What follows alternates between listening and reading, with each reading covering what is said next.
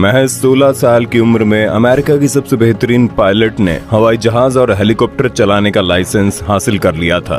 उस दिन उसके साथ हेलीकॉप्टर में एक कैमरामैन और एक टेक्नीशियन भी मौजूद था और मकसद था एक ज्वालामुखी को करीब से देखना और वहां के खौफनाक मंजर को अपने कैमरे में कैद करना।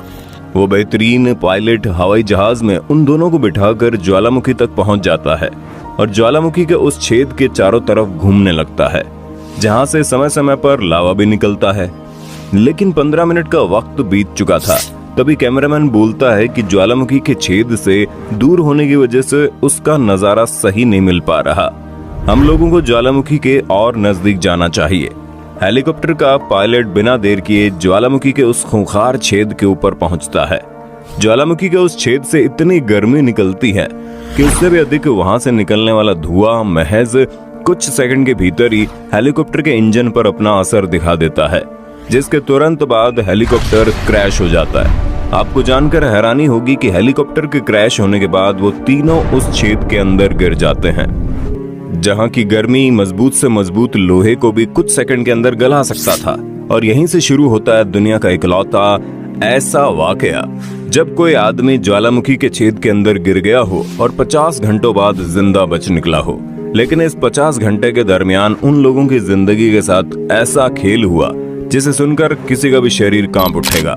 दोस्तों, ये घटना है आज से लगभग 24 साल पहले की, जब अमेरिका में एक बेहतरीन हॉलीवुड फिल्म की शूटिंग चल रही थी।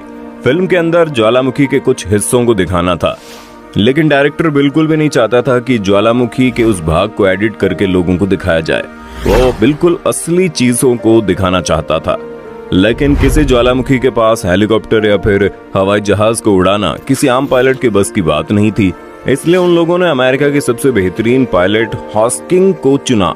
हॉस्किंग एक हेलीकॉप्टर को उड़ाते हुए ज्वालामुखी के नजदीक जाने वाले थे और उस हेलीकॉप्टर में एक कैमरामैन और एक टेक्नीशियन को साथ भेजा गया था, जिसका मकसद था ज्वालामुखी के खतरनाक पलों को अपने कैमरे में रिकॉर्ड करना। इस काम के लिए 21 नवंबर का दिन चुना गया, क्योंकि वैज्ञानिकों को पता चला था कि 21 नवंबर के दिन उस ज्वालामुखी में हलचल होने वाली है। कैमरामैन, टेक्नीशियन और पायलट तीनों ही अपने काम को लेकर बहुत ही जोश में थे और तीनों ज्वालामुखी के करीब पहुंच गए। ज्वालामुखी के पास पहुंचते ही कैमरामैन ने अपना काम शुरू कर दिया।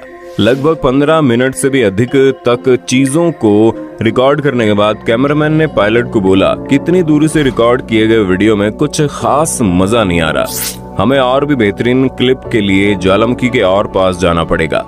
हॉस्किंग एक बहुत ही अनुभवी पायलट थे और उन्हें अपने आप पर पूरा भरोसा था। हॉस्किंग बिना देर किए बिल्कुल ज्वालामुखी के छेद के ऊपर पहुंच गए, जिसे हम क्रेटर के नाम से भी जानते हैं, जहां से समय समय पर लावा की बौछार निकलती है। जैसे ही हेलीकॉप्टर ज्वालामुखी के छेद के ऊपर पहुंचता है, वहां से निकलने वाला धुआं और गर्मी की वजह से हेलीकॉप्टर के इंजन में खराबी आ जाती है और वो आउट ऑफ कंट्रोल हो जाता है। जब तक किसी को कुछ समझ में आता तब तक वो हेलीकॉप्टर ज्वालामुखी के छेद के अंदर घुस जाता है और वहीं क्रैश हो जाता है। हेलीकॉप्टर तो तहस नहस हो जाता है, लेकिन उसमें बैठे वो तीनों शख्स, पायलट, कैमरामैन और टेक्नीशियन, उस क्रेटर के अंदर एक चट्टान को पकड़कर खौलते हुए लावा में गिरने से बच जाते हैं। और यहीं से शुरू होती है उन तीनों की जिंदगी और मौत के बीच की जंग। ज्वालामुखी के उस छेद के अंदर लगभग 400 से 500 फीट नीचे खौलता हुआ लावा मौजूद था और वह तीनों उसी क्षेत्र के अंदर लगभग 150 फीट की ऊंचाई पर किसी चट्टान के सहारे अपने आप को बचाए रखे थे। हेलीकॉप्टर का पायलट तुरंत अपने टूटे हुए हेलीकॉप्टर से रेडियो निकालता है और पास के किसी रडार से संपर्क में जुट जाता है। पहली ही कोशिश में पायलट का रेडियो पास के एक पुलिस स्टेशन से कांटेक्ट में आ जाता है और वहां से तुरंत कुछ लोगों को उनकी सहायता के लिए भेज दिया जाता है। लेकिन कैमरामैन और टेक्नीशियन वहां से थोड़ी दूर पर फंसे होते हैं। रेस्क्यू वाली टीम आती है और उस छेद के अंदर एक रस्सी गिराती है, जिसे पकड़कर पायलट कुछ ही घंटों बाद उस ज्वालामुखी के छेद से बाहर आ जाता है। और जैसा कि साइंटिस्ट ने पहले इस बात को बता दिया था कि 21 नवंबर वाले दिन उस ज्वालामुखी में एक हलचल होने वाली है। धीरे धीरे ज्वालामुखी के अंदर धुआं भरने लगता है और विजिबिलिटी एकदम डाउन हो जाती है। उन लोगों ने बताया कि धुआं भरने की वजह से विजिबिलिटी सिर्फ 1 फीट की रह गई थी। 1 फीट से आगे की चीज उन्हें दिखाई नहीं दे रही थी। रेस्क्यू वाली टीम ने बहुत अधिक आवाज लगाई, लेकिन कैमरामैन और टेक्नीशियन का कोई भी रिप्लाई नहीं मिल पाया। दरअसल ज्वालामुखी के उस छेद से लावा और धुएं की बहुत ही तेज आवाज आ रही थी। रेस्क्यू टीम कई घंटों तक उनके रिप्लाई का इंतजार करते हैं, लेकिन अंधेरा होने लगता है और उन लोगों का अब तक कोई पता नहीं चलता। जिसके बाद रेस्क्यू टीम को ये लगता है कि शायद उन तीनों की मृत्यु हो गई होगी और वो लोग वहाँ से पायलट को साथ लेकर निकल जाते हैं। और वहीं दूसरी तरफ ज्वालामुखी के उस छेद के अंदर रेस्क्यू का इंतजार करते करते जब अंधेरा हो जाता है तो कैमरामैन और टेक्नीशियन बुरी तरह से डर जाते हैं। जिसके बाद ये फैसला लेते हैं कि अब उन्हें अपनी जान खुद ही बचानी पड़ेगी। वे लोग ज्वालामुखी के उस छेद के अंदर चढ़ाई करनी शुरू कर देते हैं। लगभग 1 घंटे की कड़ी मेहनत के बाद वे लोग 150 फीट की गहराई से 70 फीट की गहराई तक आ जाते हैं। लेकिन अब इनके पास ऐसी खड़ी चट्टान होती है कि जिस पर चढ़ना बिना किसी इक्विपमेंट्स के असंभव था। अंधेरा होता है और अगली सुबह आ जाती है, लेकिन धुआं और ज्वालामुखी के शोर की वजह से कोई भी एक दूसरे से कांटेक्ट नहीं कर पा रहा था। देखते ही देखते 48 घंटे का वक्त बीत जाता है, लेकिन कैमरामैन और टेक्नीशियन उसी छेद के अंदर फंसे रह जाते हैं। जब कैमरामैन को मौत उसके आंखों के सामने दिखाई देती है तो वो सोचता है जब मरना ही है तो क्यों ना कुछ करके मरा जाए। वो इस खड़ी चट्टान की चढ़ाई करने लगता है और हैरानी की बात तो यह है कि लगभग 4 घंटे की मेहनत के बाद वो ज्वालामुखी के उस छेद से बाहर आ जाता है। लेकिन टेक्नीशियन शारीरिक और मानसिक रूप से इतना थक जाता है कि ज्वालामुखी के छेद से 80 फीट नीचे वो हार मान बैठता है। तभी उसे दिखाई देता है कि एक इंसान ऊपर से ज्वालामुखी के अंदर खोलते हुए लावे में गिरकर भस्म हो गया। आपको जानकर हैरानी होगी, ऐसा वास्तव में नहीं हुआ था, बल्कि वो टेक्नीशियन अपने दिमागी रूप से इतना परेशान हो गया था कि उसे बुरे बुरे ख्यालात आने लगे थे। लगभग 2 दिन का वक्त बीत चुका था और 2 लोग तो वापस आ गए थे, लेकिन टेक्नीशियन अभी भी उस ज्वालामुखी के अंदर फंसा हुआ था।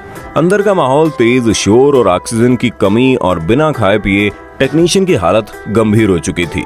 वो एक कदम भी आगे बढ़ाने लायक नहीं बचा था। एक एक करके रेस्क्यू की टीम वहां पर आती रहती थी, लेकिन हर कोई उसे ढूंढने में नाकामयाब रहा।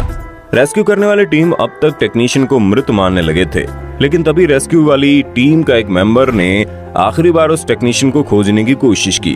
वो रेस्क्यू मेंबर अपने खास हेलीकॉप्टर की मदद से ज्वालामुखी के छेद के अंदर घुस गया। हेलीकॉप्टर के पंखे की वजह से धुआं इधर उधर भागने लगा। तभी उसे टेक्नीशियन का चेहरा दिखाई दिया, लेकिन धुआं लगातार बढ़ता जा रहा था और एक बार फिर से वो टेक्नीशियन उन लोगों की नजरों से ओझल हो गया। लेकिन उन्हें इस बात का पता चल चुका था कि टेक्नीशियन अभी मरा नहीं, जिंदा है।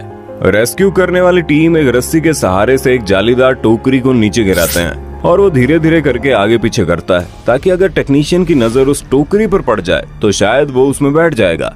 और ऐसा ही होता है। टेक्नीशियन तुरंत उस टोकरी को देख लेता है, लेकिन वो टोकरी उससे करीब 8 फीट की दूरी पर होती है और नीचे खोलता हुआ लावा। इतनी कमजोर हालत में अब उस टेक्नीशियन को 8 फीट लंबी छलांग लगानी थी और या तो वो उस टोकरी में जाता है या फिर खोलते हुए उस लावे के अंदर दफन हो जाता। टेक्नीशियन अपनी पूरी ताकत को लगाकर एक छलांग लगा देता है और वो उस टोकरी में बैठ जाता है। टेक्नीशियन बताता है कि वो उसकी जिंदगी के सबसे खतरनाक पलों में से एक है, जब उसे समझ में नहीं आ रहा था कि उसे क्या करना चाहिए। अगर टोकरी में नहीं बैठता तो भी उसकी मौत हो जाती और अगर टोकरी में जंप करके बैठते वक्त गलती होती तो उसकी मौत हो जाती।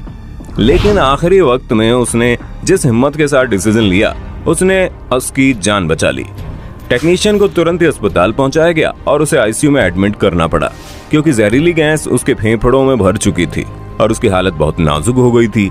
लेकिन हैरानी की बात तो यह है कि एक ज्वालामुखी में गिरने के बाद भी वो तीनों ही जिंदा बच गए थे।